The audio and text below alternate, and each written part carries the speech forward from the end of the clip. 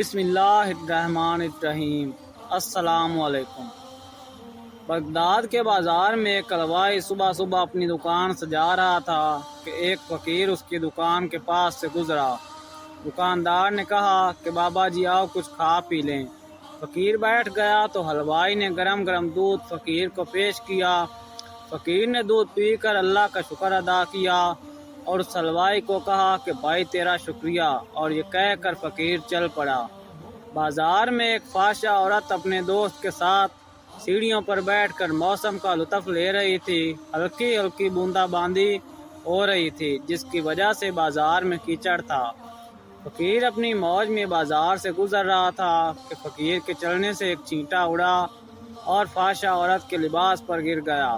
جب یہ منظر فحشہ عورت کے دوست نے دیکھا اسے بہت غصہ آیا۔ وہ اٹھا اور فقیر کے منہ پر تھپڑ مارا اور کہا فقیر بنے پھرتے ہو، چلنے پھرنے کی تمیز نہیں۔ فقیر نے ہنس کر آسمان کی طرف دیکھا اور کہا مالک تو بھی بڑا بے نیاز ہے، کہیں سے دودھ پلواتا ہے، کہیں سے تھپڑ مرواتا ہے۔ یہ کہہ کر فقیر آگے چل پڑا۔ فحشہ عورت چھت پر جا رہی تھی کہ سیڑھیوں سے اس کا پاؤں پھسلتا ہے اور زمین پر سر کے بل گر جاتی ہے۔ اس کو ایسی شدید چوٹ لگتی ہے کہ موقع پر ہی فوت ہو جاتی ہے۔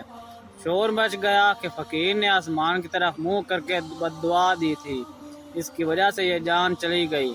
فقیر ابھی بازار کے دوسرے کنارے تک نہیں پہنچ پایا تھا تو اس فحشہ عورت کے دوست نے فقیر کو پکڑ لیا اور کہا کہ بڑے فقیر بنے پھرتے ہو، حوصلہ بھی نہیں رکھتے ہو۔ فقیر نے کہا کہ کیا ہوا؟ اس نے کہا کہ تم نے بد دعا دی اور عورت کی جان چلی گئی۔ فقیر نے کہا کہ واللہ میں نے تو کوئی بد دعا نہیں دی۔ تو اس شخص نے کہا کہ نہیں، تیری ہی بد دعا کا کیا درا ہے۔